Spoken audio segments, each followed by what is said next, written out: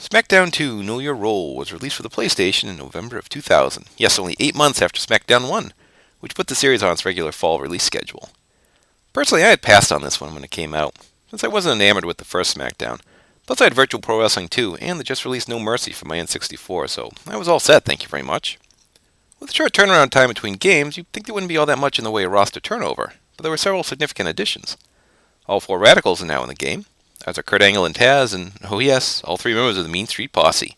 Beat Gas represent. When you add them along with The Rock, Stone Cold, Triple H, and all the other Attitude staples, you got a hell of a roster. They also bumped up the Diva count to 9, and you can have intergender matches too, so there you go, every indie company in existence. D'Lo Brown's in the game with his lowdown gear and Titantron, which is fine, but they left out his partner Chaz, which is kinda weird. Michael Cole's in the game as a hidden character, foreshadowing his stellar wrestling career by more than a decade.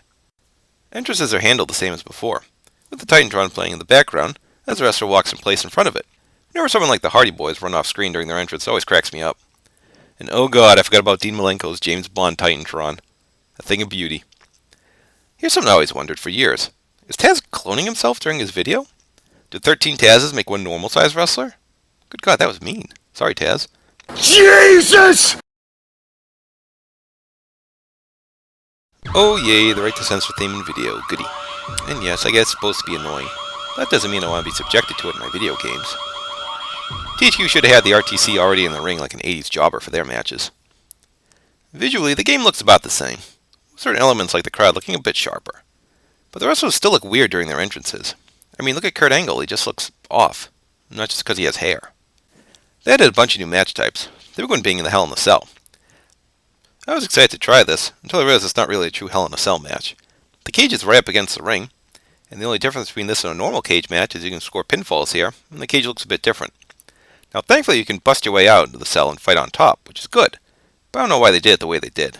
Maybe it's just a graphical thing, because we later saw true Hell in a Cell matches on the PS2. There are ladder and TLC matches, the only difference between the two being, well, chairs and tables in the latter one, or latter, anyway. Sadly, you can only do one-on-one ladder matches and not tags. Never mind the 3-way tags that were so famous in 2000. They added a casket match, which is weird to me because it wasn't exactly a hot gimmick in 2000. In fact, there were a total of 0 casket matches that year. There were 5 in 1999, all on house shows. Research. So I don't know who asked for this, but, well, they got it. Basically, you punch a guy into a casket, close it, and there you go. Although I do get a kick out of guys swinging a casket like it's a baseball bat. Last is Slobber Knocker mode. We try to pin or KO as many wrestlers in a row as you can. I tried this one with Triple H, as mowing guys down left and right with a pedigree. A lot of fun, I can see why he did it for so many years. Season mode is back with one major downgrade. I started a season as Taz, and wasn't booked on the first show.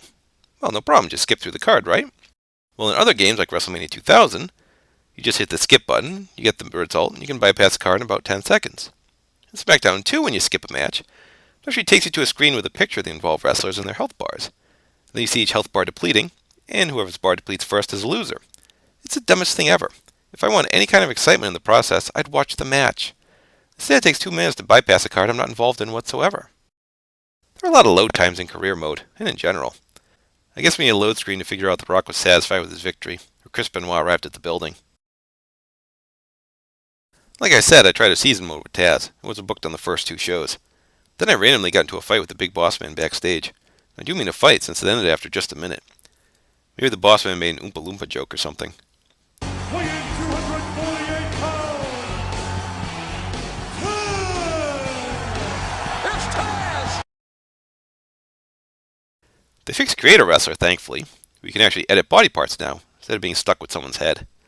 There's also Create a Pay-Per-View, Create a Stable, Create a Taunt, because why the hell not, and Create a Manager, which is actually just assigning a manager to certain wrestlers and not really creating anything, but hey, they had a theme going.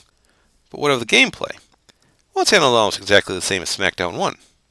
If you didn't like the arcade style of the first game, With a hyper-fast pace and guys bouncing back up after big moves, well, it's more of the same here. One notable difference is the addition of double team moves. Throw your opponent into a corner, hit a direction and grapple, and your partner gets in the ring for a quick double team. So the 3D is actually in the game this time. Smackdown 2 is definitely a better game than its predecessor, but it kind of feels like when Capcom puts out a fighting game, and then a few months later they'll put out another version with a few new characters and some gameplay tweaks. I think the franchise really needs to move to a more powerful platform to implement ideas like actual Hell in a Cell matches and commentary. They figured they would make that move with the next installment. Well, that wraps up the N64 PlayStation era. Wait, what's that?